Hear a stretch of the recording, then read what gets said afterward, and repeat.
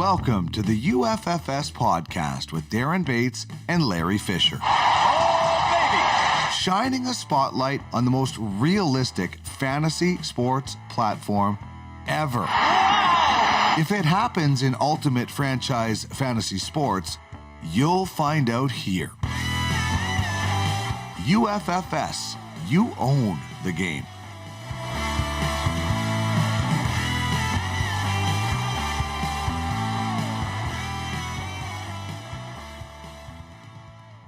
Man, I don't know what it is, but I always jive to that music. Welcome to the official UFFS podcast number 22, proudly broadcast, of course, on the Ultimate Fantasy Sports. Wild ride, man. Can you handle it? Are you still with me?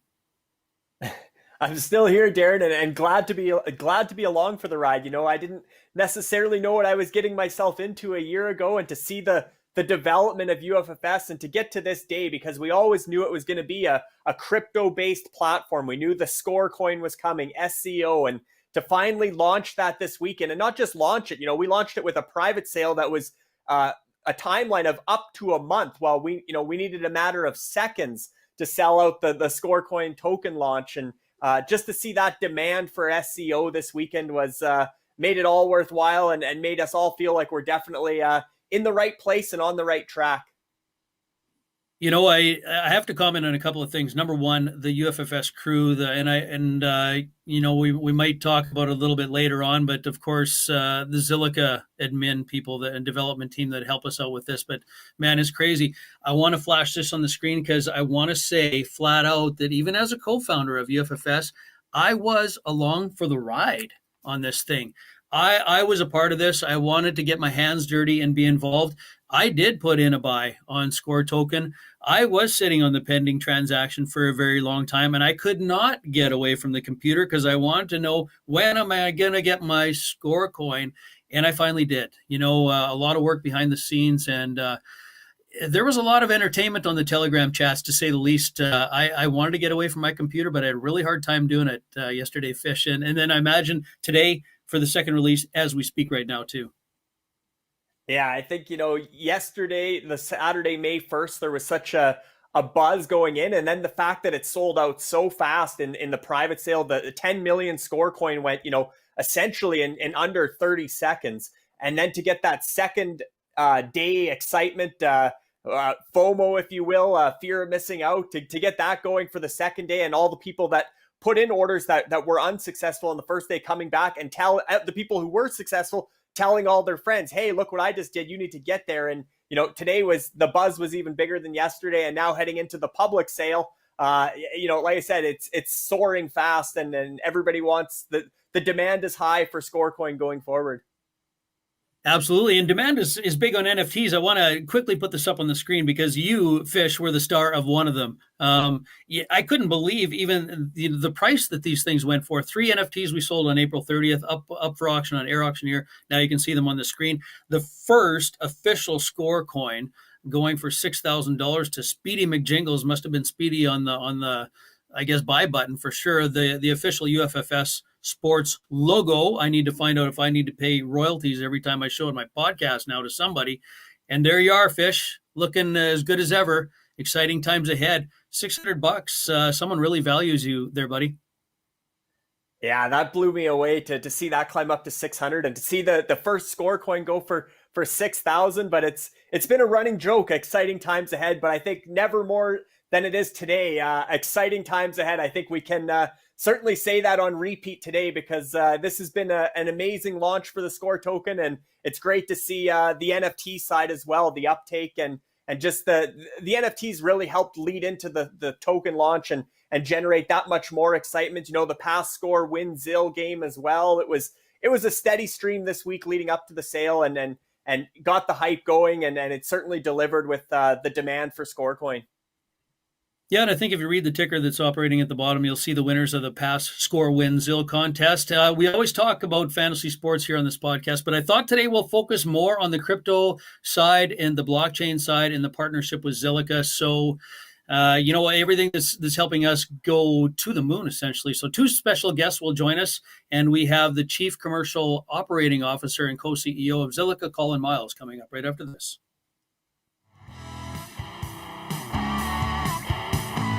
Time for a quick lineup change, but Baits and Fish will be back right away with today's guest.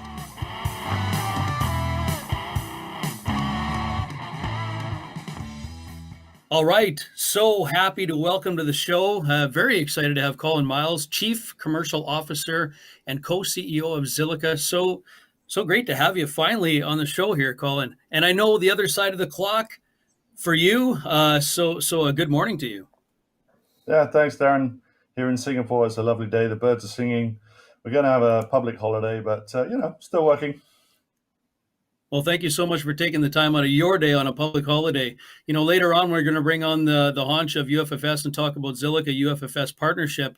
First, it would be great to better understand Zilliqa and the crazy world of blockchain, which I feel is very new and maybe even scary to some people, particularly maybe in the Western Hemisphere where we reside. It's very new, probably more advanced in the Eastern Hemisphere. I'm not sure, but take me, if you wouldn't mind, a little bit back in time, and just from your perspective, when did the very existence or idea of cryptocurrency and blockchain become not so scary to you? And you said, this is interesting stuff. This is something I need to get my head around.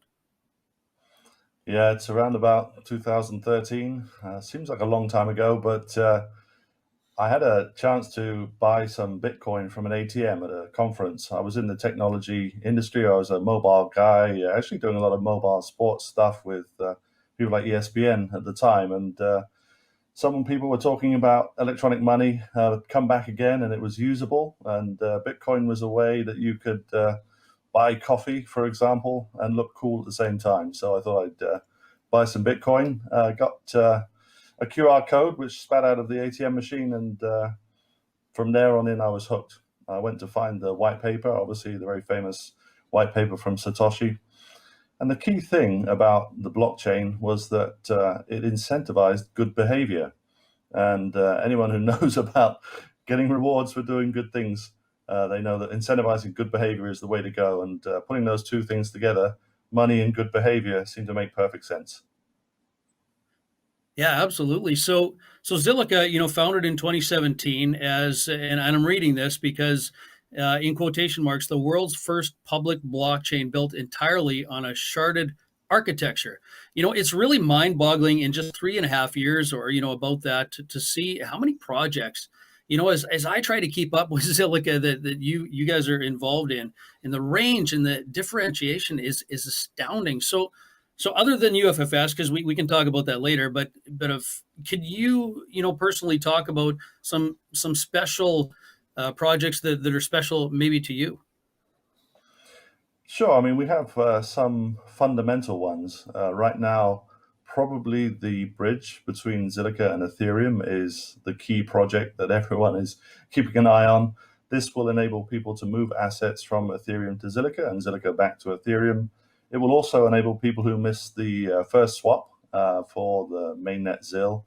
About a year ago, it was closed off. So unfortunately, people missed that. So there's a chance for them to reclaim their Zil. And this is something we're going to try and make user-friendly and straightforward. And that will close off some part of Zilliqa's history. And what are some of the other pros on that front, Colin, as far as that connection between Zilliqa and Ethereum? For people that don't understand that they're two separate entities now, just talk about the significance of that project. Yeah, so originally Zilliqa was founded to solve a problem, and the problem was Ethereum was getting bottlenecked with CryptoKitties especially. And the guys from NUS had created a white paper. They investigated sharding as a solution to enable transactions to be split up into more effective pieces, and therefore transaction processes to go faster. That meant that even on the testnet, they could go at 2,800 transactions per second. This is key. So people who are used to Ethereum's sluggishness and also the extremely high cost of gas know that moving assets to Zilliqa will be a far more cost-effective way to use them, to trade them, to lend and borrow and do anything they like with them. So one of the main reasons behind us working with UFFS, of course, originally UFFS was on the Ethereum blockchain, and Tony was looking for something more efficient, more effective, and Zilliqa came along at the right time. Yeah, we're thrilled to have like I said, crossed paths at the perfect time with Zilliqa and being two both on the rise, kind of growing together. But certainly the potential of Zilliqa and the partnerships that you guys have made in recent months, including entering the sports world as a whole and partnering with obviously the boxer Terrence Bud Crawford and the guys at Polaris Sports, 10 world famous footballers or soccer players for us in the Western Hemisphere. But just talk about branching into the sports world, because I know you mentioned that's sort of your background. You had done some mobile stuff with ESPN and stuff in prior career, and I know you have a lot of friends in the sporting world. So to kind of merge those two worlds, sports and blockchain, talk about the significance of those partnerships you've made. Yeah, so when I came into Zilliqa, we were definitely more of a fintech outfit. We were focused in those areas and talking to bankers, and obviously still that is a core strength of ours. But in terms of mass adoption, you've got to go for things that people really understand, get excited about, and help them really understand the blockchain and what it can bring to them or do for them. So sports and music are two ways to take technology and make it usable for people and attractive to people. So in terms of our flirtation with music, we had a project with Soulja Boy and a project with Starkillers, so just working with NFTs, and that got a lot of attention, and the momentum built up very quickly. And then we obviously started discussing with sports personalities such as Terrence Bud Crawford, how we might work with him on an NFT series, and this just snowballed. So in the end, once we got out there with the NFT message, lots of people came to us. We've probably got about 20 plus projects on the slate at the moment for NFTs, and a large number of those are to do with sports. Colin, in the words of Chase Raz, who you might know from the Zilliqa Observer, I am woefully ignorant, for the most part on blockchain. All my learning's been through my involvement in UFFS as a co-founder and our partnership with Zilliqa. And I'll tell you, it's a steep learning curve for an old guy like me, right? So I'm learning a lot here, but there's so many ways that things are coming together. You talked about music. The potential for music is massive. I bought my very first NFT actually last week, the Prairie States NFT. A country band here out of Canada. I think they might have been the first country band in the world to release an NFT. Got some great music. Paid some pretty high fees because it was actually on the Ethereum blockchain. But you see the sports NFTs, the music, and then you have this XCAD or X Academy that's coming on board. The YouTuber content, to me, I just see a big old blending, massive potential thing that's going to happen here. Yeah, I mean, we're looking at numbers for the world football stars. They have sometimes tens of millions of followers on Twitter. And I think that this is where we get that immediate connection to that audience, and they can drive interest in their own NFTs. For X Academy, of course, this project came out of a very interesting scenario, which was basically, and if you have kids, that they're absolutely deeply enamored with the world of YouTube influencers and YouTube stars. Obviously, there are other forms as well, and TikTok and Snapchat, but really, YouTube influencers are very powerful. And X Academy and Ollie there, he spent some time thinking about how to train people to become YouTube influencers and put together the academy. And in talking with him, it was obvious where this was going, and incentivization could help people not just get paid for what they do, but drive audiences even further, incentivize good behavior, right? So this is the blockchain, give people a token, get people to create this huge movement, which drives the algorithm for YouTube and hopefully gets X Academy influencers to the top of the pile. But I say that already he's got some big hitters there who've got 30 million plus followers. So he can leverage some existing audiences. I think it's going to be absolutely massive, and it's the perfect project. Wow, big hitters, 30 million followers already. And I suppose, talk about what you can. You probably can't give us any special hints on this show about who some of these are, I'm assuming, but if you can, by all means. Yeah, people like KSI have already pinged the audience, and JMX is a founder as well. He's got several million followers in the UK. And I think they'll just keep adding to the list of people that they know, and that network will build on itself. A lot of YouTube influencers invested in the project. It was launched on DAO Maker first, and then it'll come across to Zilliqa for its day-to-day grunt work, which means that we'll be processing hopefully tens of thousands of transactions every day for X Academy. That's super exciting. And obviously one of the main reasons UFFS went the blockchain route versus traditional fantasy sports is because it is so global, and it brings people together from around the world, regardless of, local currency, and there are no real borders when you're on the blockchain. Just talk about that side of blockchain and bringing celebrities from both sides of the world together as well, be it just like I said, adoption, but also exposure, and just how this can really reach the masses. Yeah, this is the key part, that there is no real physical limitation on how far the blockchain and tokenization can go. Everything has value. Every individual has value. Obviously, we've seen famous sports stars in America try and tokenize themselves or tokenize their contracts.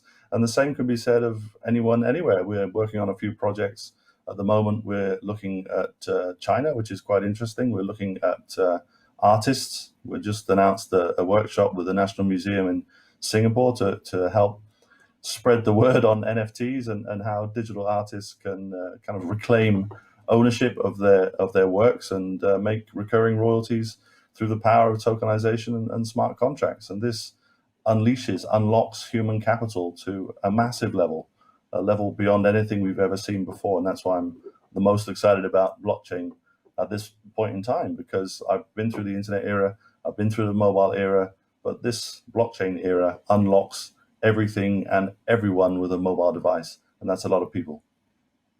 And it's obviously the way of the future, the way of the present now. I mean, and like I said, the NFT space has certainly blown up. That's been the all the rage and the buzzword, the NFTs, but just the potential in general. Did you see it growing this fast, going back to 2013, or as you came into Zilliqa? Is this are you right on track with the development and the potential as far as the vision as to the growth rate, or do you think you're ahead of the curve, or where did you see this going when you first dived in? Is it exceeding your expectations at all? Well, I think Zilliqa's ahead of the curve because it does fast track that adoption and the speed that's required for tokens to move around and be shared and exchanged. In terms of the industry as a whole, we've had roughly a 10-year cycle from the launch of Bitcoin. And I was thinking it might take less time than mobile to get widely adopted because it's piggybacking on that existing audience. But there are some complexities. There's education required. There's a little bit of hesitancy. I'm sure, Darren, when you moved your first token around or bought your first coin, you did wonder about where it was in your wallet, how long it takes to get there, how much money it actually equates to. All these things are in the back of your mind, and most of that thinking has been taken out of it in normal fiat currency. People using credit cards and bank accounts, they've kind of got familiar with that, and they trust the bank to be holding the right numbers on their behalf and moving the right numbers on their behalf. Whereas having platforms which have no intermediary to call and double check with does challenge people. But I think we've got over that hump mostly, and we've seen the numbers in the last year have come back to something like what I was expecting 2 or 3 years ago. Yeah, you said it right, Colin, and I think you hit the nail on the head, to be honest, because I'm thinking back, you actually made my heart start to beat up a little bit and bringing back those stressful memories of when I did buy my first. It was actually Bitcoin, much the same as you, but for me, only, a little more than a year ago. And I did wonder for a while, okay, I've done this now, where the heck is that thing? And I was wondering for quite a while. And I actually started out with quite a big allotment off the start rather than a slow, I guess, delving into it. But it was pretty interesting, but it is fascinating, and I am learning quickly the speed at which Zilliqa operates. And that is what we're going to go for with UFFS, of course, because we're looking for speed along with transactions. We do fully expect lots of transactions in UFFS, and we're going to bring on the haunch coming up right next, and we're going to talk about the UFFS Zilliqa partnership right after this. Time for a quick lineup change, but Baits and Fish will be back right away with today's guest.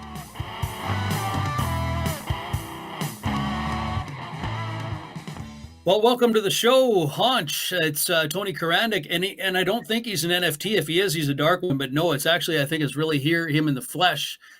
Still has his hair after a very successful launch of the UFFS score coin ICO on the Zilliqa blockchain. But history, once again, Tony, has been made. Very, very excited to have you here on the show, buddy. Yeah, great to finally be on here. Never been on the show yet, so it's nice you guys actually invited me. Well, once in a while we pull out the red carpet and we figure we should have the Haunch on the show. I want to go back. Obviously, we have Colin on here at the same time. I want to go back to the UFFS inception.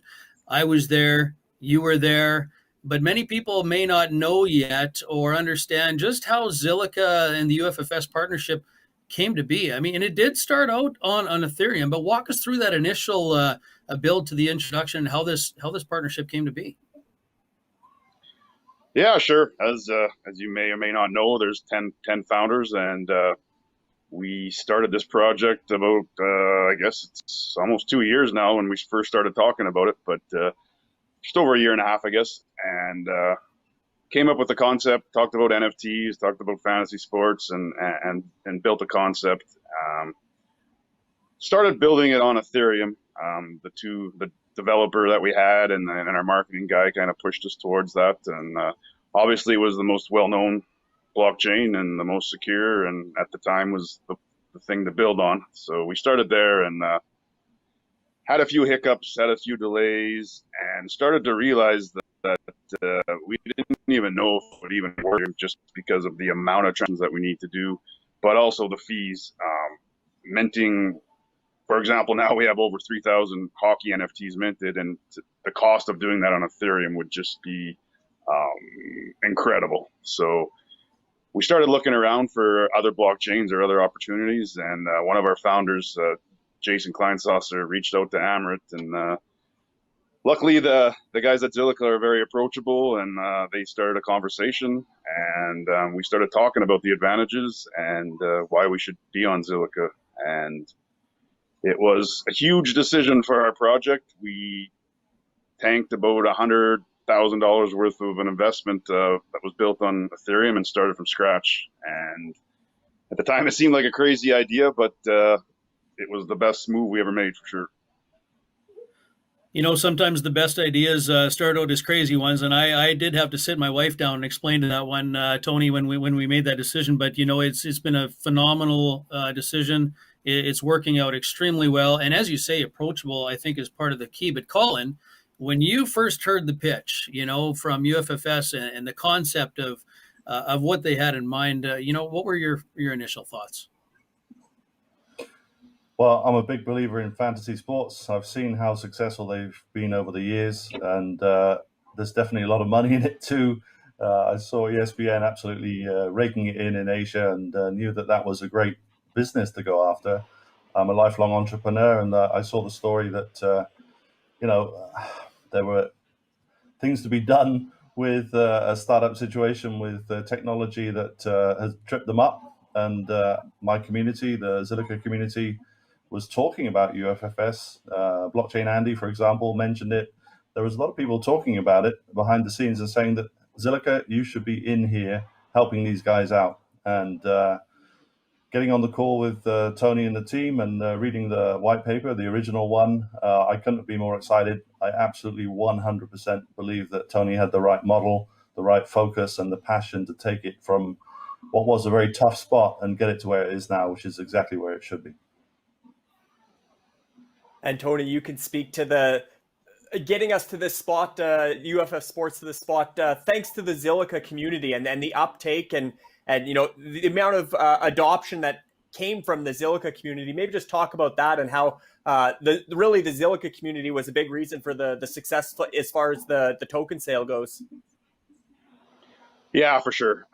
That was part of the big advantage we had when we joined Zilliqa, because we really became a part of a community, and we were talking to the lead developers, and they helped us build what we needed, and it just felt a lot more at home, where Ethereum was very big, and you don't get much of a community feel on that side. So it's been fantastic. It's taken us from nothing to something pretty spectacular, and all the tools are there to make it work. The speed, the low fees, and again, the team that we're working with makes all the difference.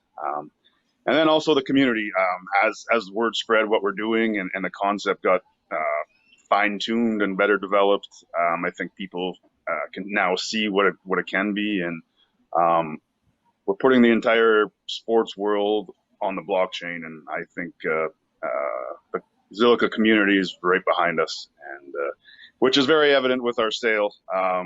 We had two first offerings of our token sale, 10 million in the first sale and 2.5 million in the second sale, score tokens, and both of those sales sold 30 seconds. I was just talking to Cyan here a little ago, and both were done in 30 seconds.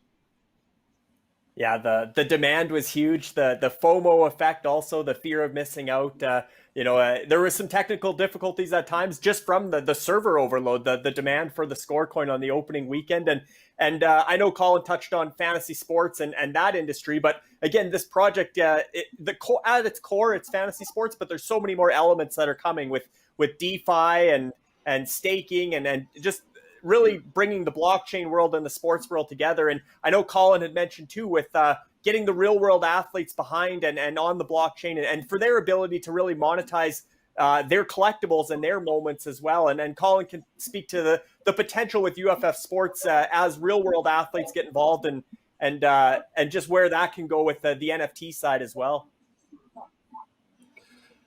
Yeah, I'm quite excited about the partnerships that we might be working on in the future. There's different ways of supporting sportsmen and in terms of their careers, in terms of what they've acquired over the years and what they can unlock with NFTs in particular.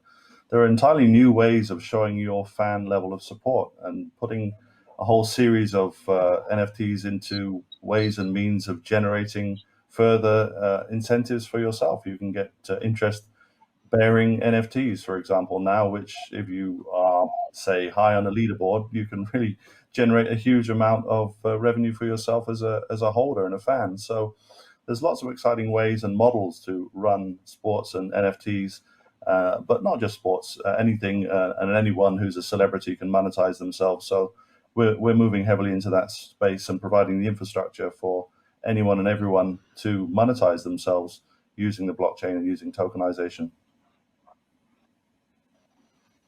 I was just, it seems like, being involved, as a co-founder of UFFS and everything that is aligned between what Zilliqa is doing in the NFT sporting world and what UFFS has done. We started out with calling these things assets, obviously very quickly moved to NFTs because it is the buzz. And that's essentially what we're doing is, creating NFTs on the Zilliqa blockchain and our UFFS platform.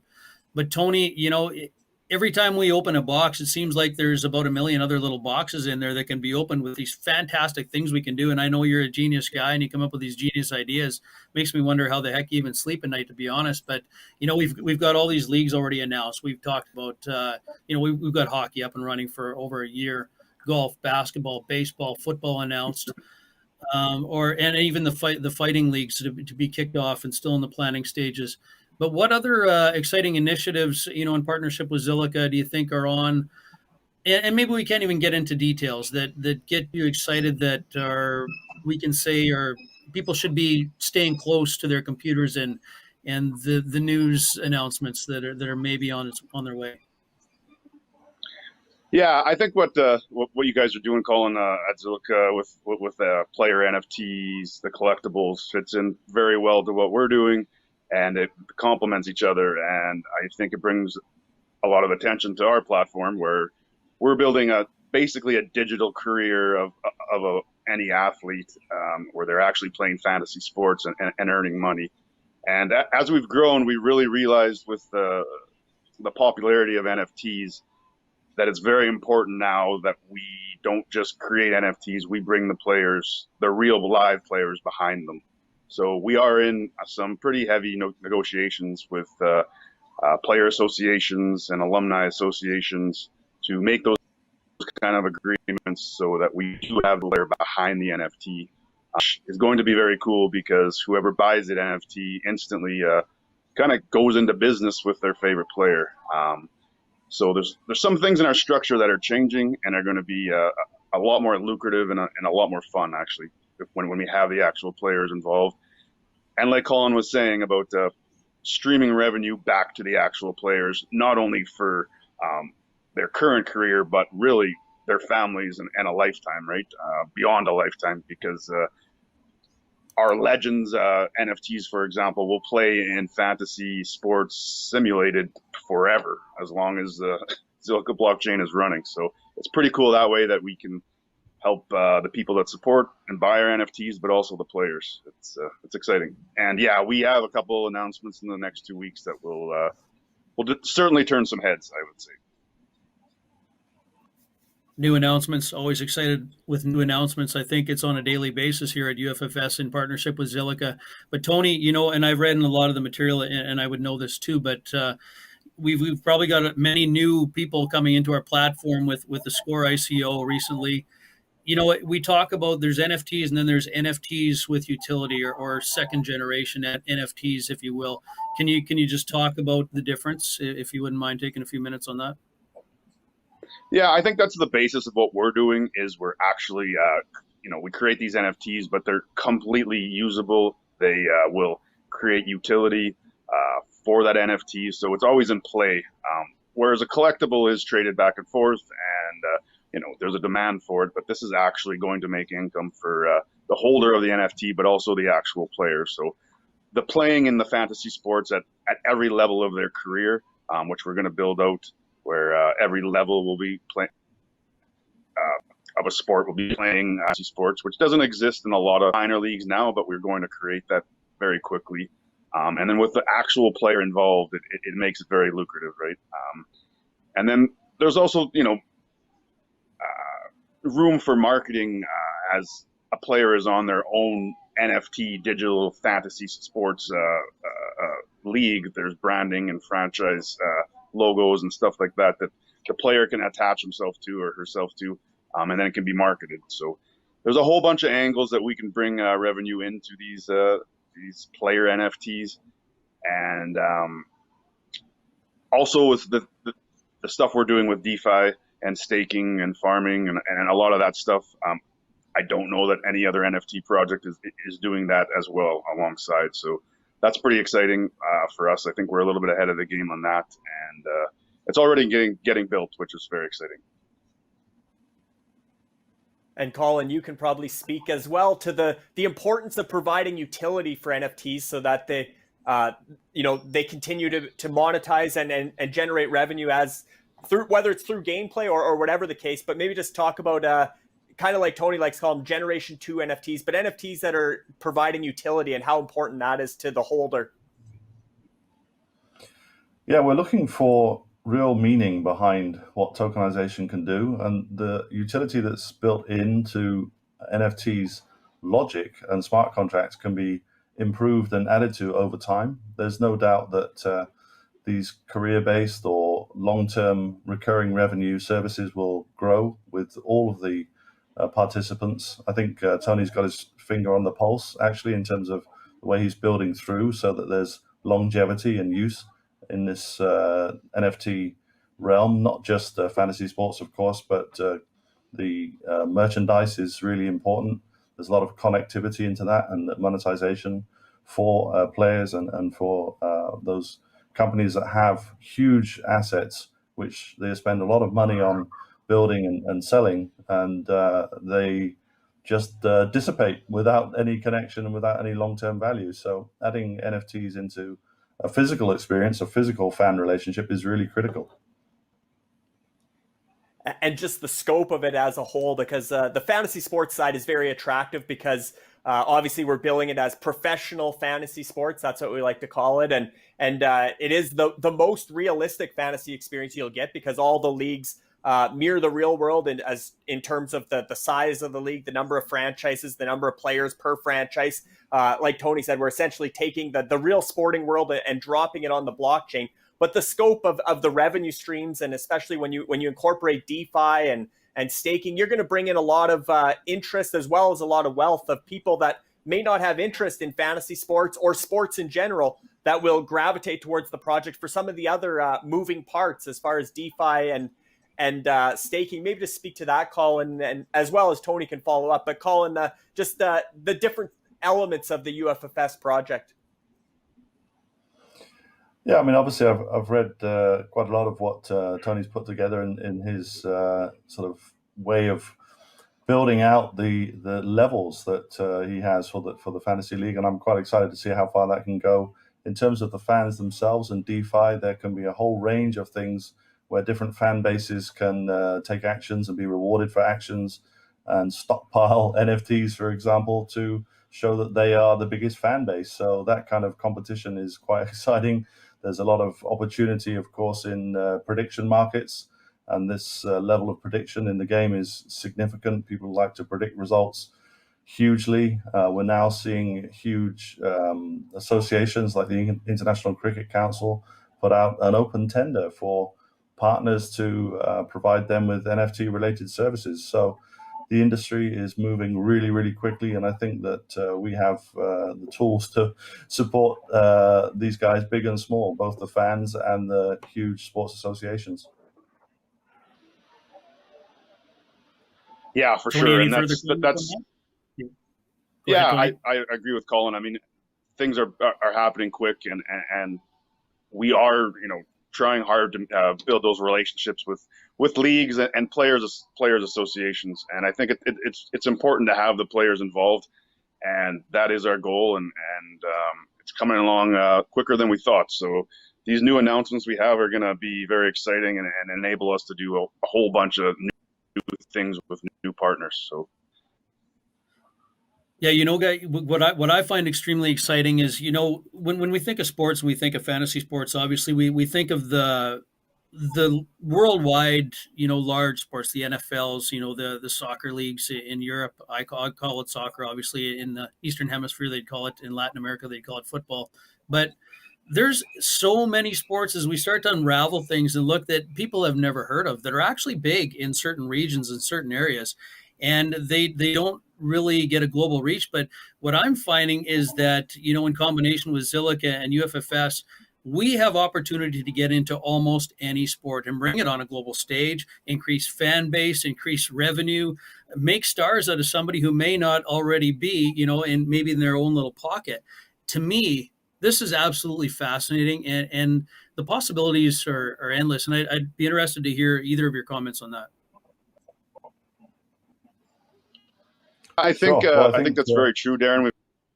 Go ahead, Colin. I think we're obviously quite close to China, and table tennis is absolutely massive there. We're moving into China on the NFT front, and it will be fascinating to work with some of the top Chinese stars in the sport and have hundreds of millions of people interested in those NFTs. Yeah, for sure. And I think the model that we have built at UFF Sports, the DAO model, fits perfectly for this, because we have people coming to us now from other countries, interested in maybe starting a sport up in their country.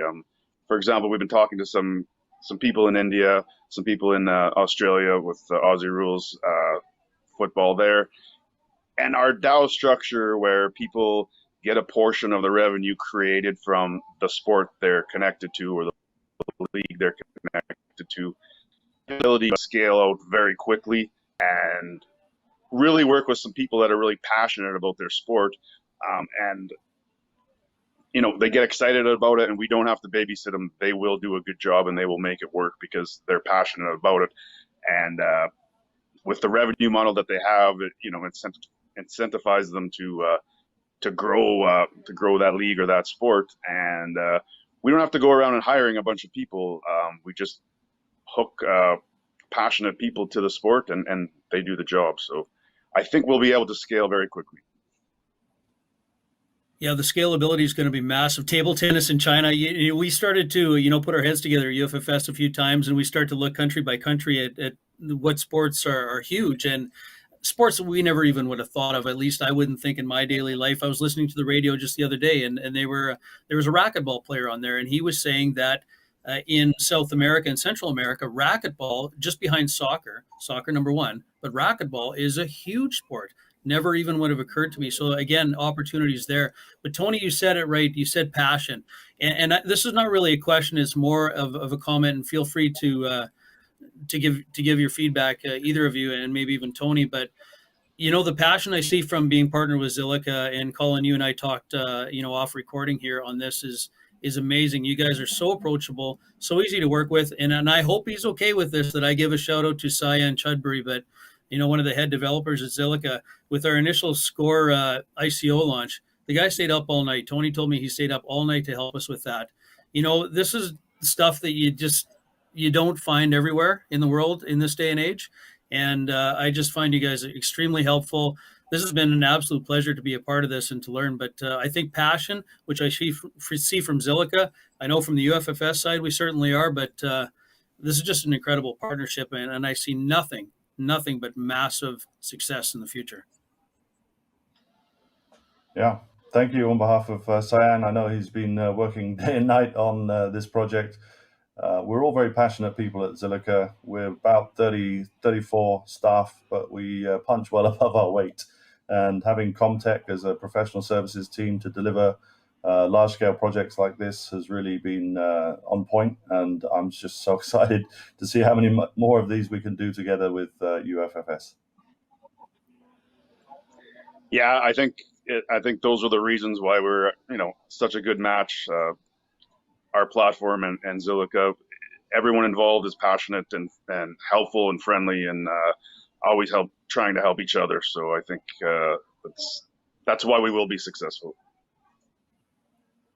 And I can certainly speak to the experience of working alongside Cyan, and it's not a one-off. It's not just this weekend that he's up around the clock. He's been there to support me every step of the way, and support the development of the platform. And now now that we have the live launch since April 12th with hockey.uffsports.com and the platform that Comtech helped build. But certainly it's been a very like Darren said, it's nice to be able to speak to the people who are passionate, but are hands-on, and you're speaking with people that have a real influence in the Zilliqa community, and to see them be passionate about our project and want to see that growth and grow together, I think is the most exciting part of the partnership. But certainly, Colin, going back in time again to 2013 and to kind of move forward to this spot, do you like the way that it's all evolving and the way that these partnerships do grow organically? And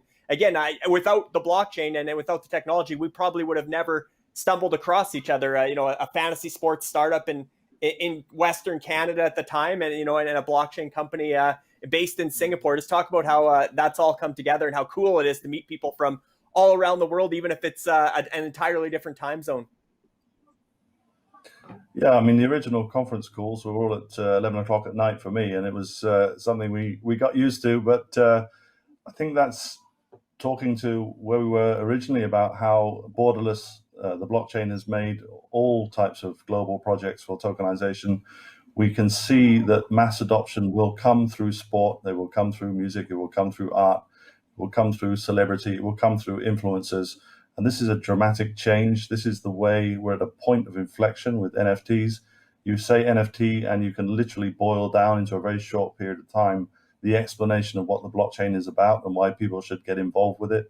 The business models are radically different. They're innovating constantly. Literally every day you will see a different DeFi way of liquidity mining, yield farming, anything that the young guys are up to, they can apply to the kind of tokenization that we work with and the kind of products and sports that we work with. So it's a dramatic shift, a huge shift in the way people consume sports and consume celebrity. And I think that it's very exciting because they themselves get rewarded. It's not a one-way ticket. It's something for everyone. There's a reward, there's an incentive, and there's a circular economy which just grows almost disproportionately to its size, its original size. And you can see through the tokenomics that this could become incredibly large in future with millions and billions of tokens surrounding sports and sports stars. And I know that's where you're most passionate, Tony, is the ecosystem. Maybe just speak to the ecosystem and how that all comes together. Yeah, I would agree with what Colin's saying, and it's just amazing how it's just evolved into something bigger than we ever thought it would be. Um, we're now doing DeFi. We're working with our tokenomics expert, our consultant, that we have plans in the works to actually loan money against your NFTs and give people loans for the sports NFTs that they hold on our platform. So, I mean, we're getting into banking, and I just thought we were doing a fantasy sports. So it's truly amazing, and it's going to grow more and more into more things that we never thought of. So it's fun to be a part of.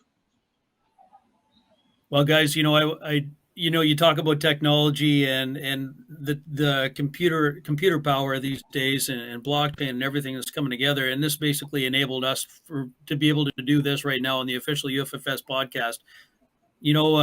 Completely different time zones, different parts of the world. Tony joining us from Costa Rica, and of course Colin in Singapore, and Larry and I still suffering it out here in Western Canada, but we'll do our part. We'll take it for the team, as they say in sports.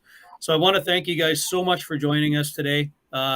There's no question that we have two of the biggest leaders in fantasy sports here on the podcast here today, and I want to thank you guys very much for your time. Thank you. Yeah, thanks for having us on. Okay, with that, we're going to talk about a few very important reminders coming up, right after this intro, as well as some new content on UFSN. This is the UFFS Podcast, ultimate franchise fantasy sports, where you own the game.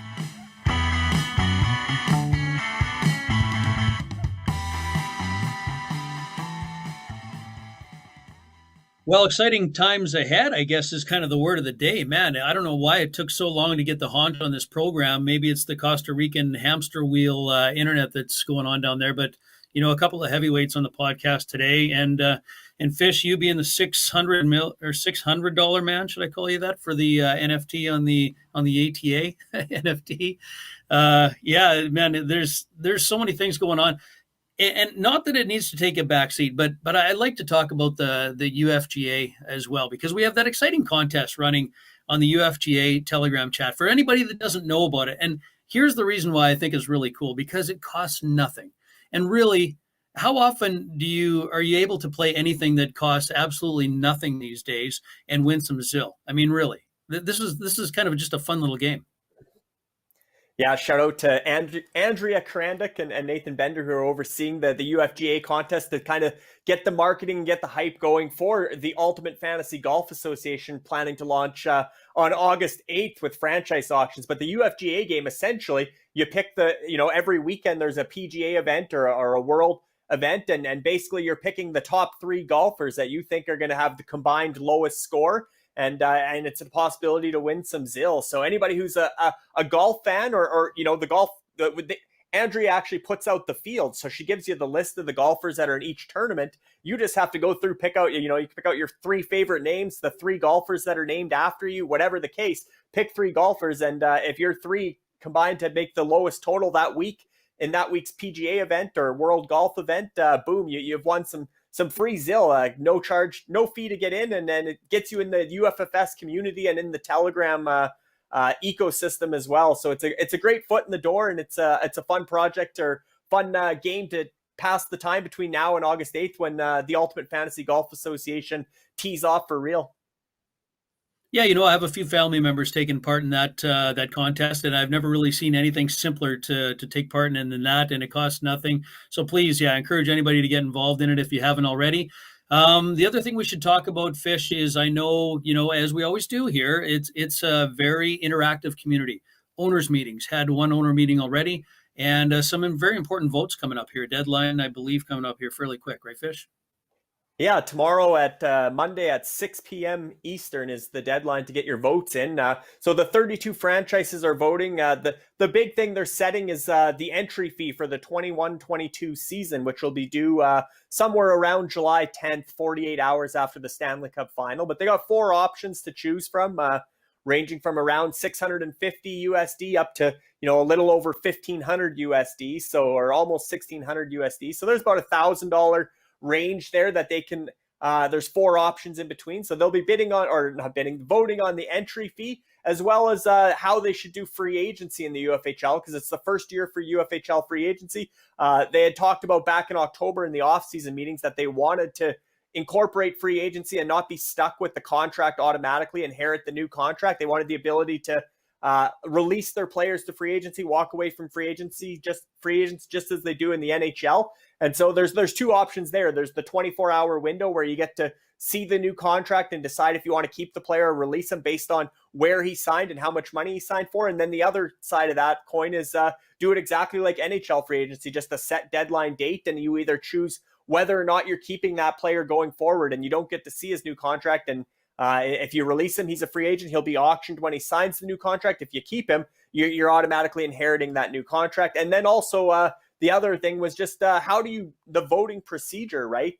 In the NHL, it requires a 2/3 majority vote to implement changes, which means 22 out of 32 franchises need to vote in favor of a change in order for it to take effect. Or do you want the simple majority, which would be 17 out of 32 franchises, just over 50% instead of the 66%? So they have a few voting options coming out of the mid-season owners meeting, and the deadline is tomorrow at 6 p.m. on Monday. Well, as we say, we're always looking for feedback. We're always looking to make things better. And this is exactly how we try to do that, as long as it makes sense for the vision and the future of the league, of course. So thanks for taking all that on, as you usually do. Fish, I don't know the final warning to get the votes in, but I'm sure you'll probably be sending out a final warning email. So folks, watch for that. Wrapping up, obviously, the final regular season play in the UFHL and UFAHL. But you know what? I'm going to leave that all to the UFHL Now program, because that show covers all that stuff. And one thing I do know is a very close race in the top 10 here, and I'm very excited to watch that.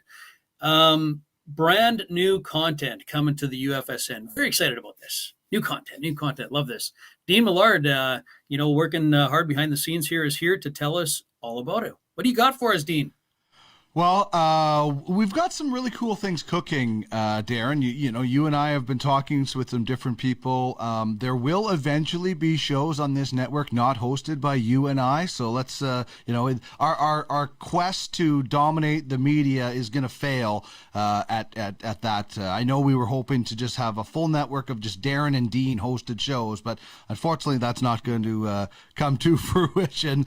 But what we do have is we've got a lot of eager people lined up that are working towards creating something to be on our program. I am going to be making a bit of a switch. Usually we have we'll have the final episode of Fantasy Hockey Time will be recorded tonight and then released tomorrow morning, as pretty much everybody except the UFHL has wrapped up their hockey season. Side note, I won one of 2 hockey leagues this year, so I can throw that on the pile of money I've made, which is a lot smaller than the money I've spent on fantasy, but still it helps. So we'll wrap up Fantasy Hockey Time tonight / Monday morning, but I will have something to replace it. We're calling it Full Count Fantasy Baseball.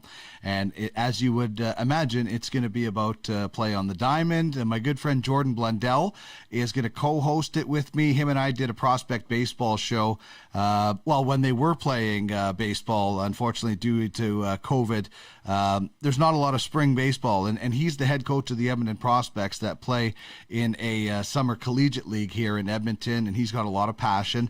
I sometimes joke with him that he should be focusing on his fantasy lineup instead of his actual lineup during games, but he does have a lot of passion. He reminds me a little bit of Jamie Thomas, who is involved in the UFAHL for sure in the scouting department, so they have a little bit of similarities. So Thursday mornings, we're going to be live on UFSN, streaming live at 10 a.m. Mountain Time here on Ultimate Fantasy Sports Network, right before what is called Getaway Day in Major League Baseball.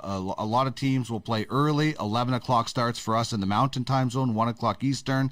And they play early and then get away to their next series for the weekend, if that's the case. So we'll be looking at some of those early games and looking long term. We've got some fun segments as well. Him and I like to give it to each other as far as jabs when it comes to fantasy baseball and stuff like that. So, and we're in a couple of leagues together, so it's going to be a lot of fun. And there's one other thing that we have cooking on the UFSN, and that is going to be something. I'm not going to give away the details just yet, but I'll give you a quick hint. It's something something that is going to involve anybody from the UFFS platform. If you're a coach, if you're an owner, if you're a scout, if you're a GM, if you're in this ecosystem and in this community, you're going to have a chance to be involved in something that we're going to create. And that's as far as I want to go right now because we're still working out the details.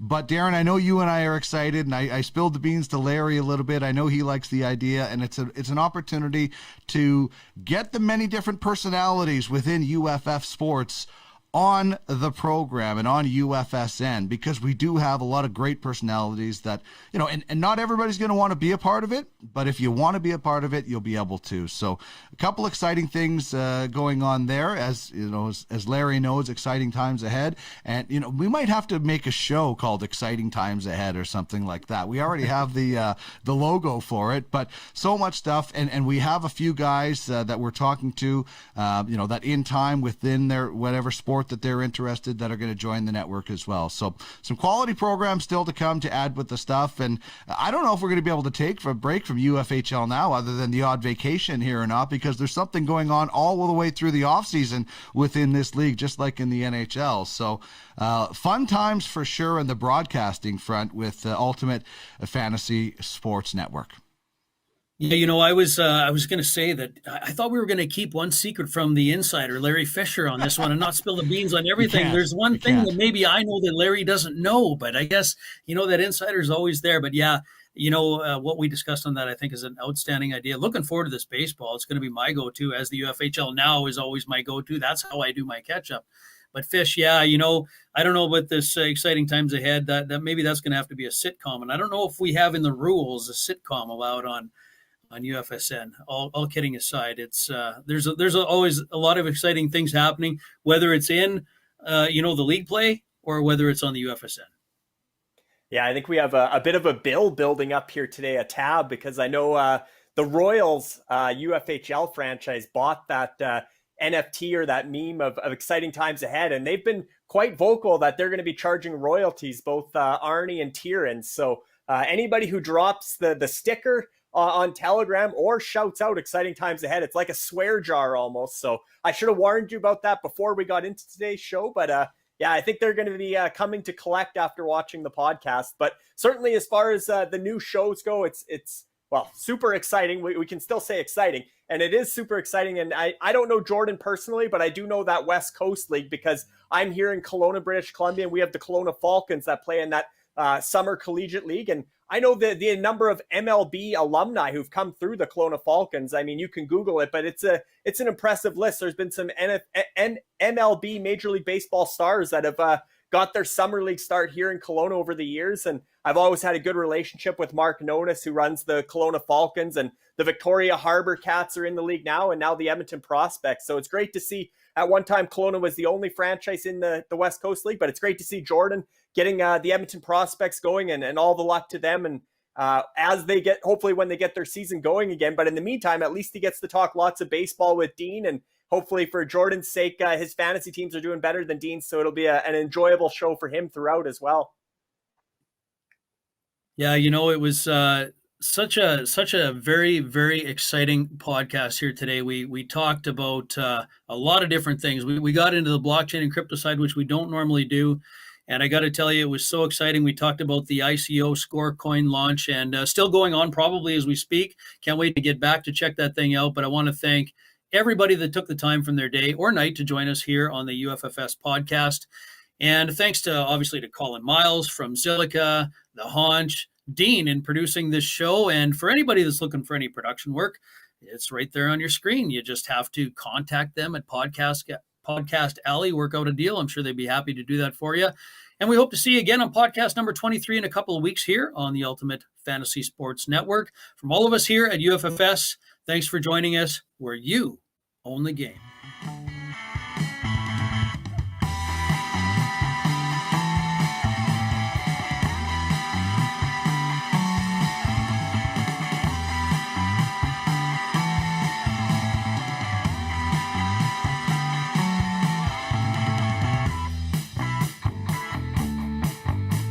This has been the UFFS Podcast with Darren Bates and Larry Fisher. Get in the game where you own the game at www.uffsports.com.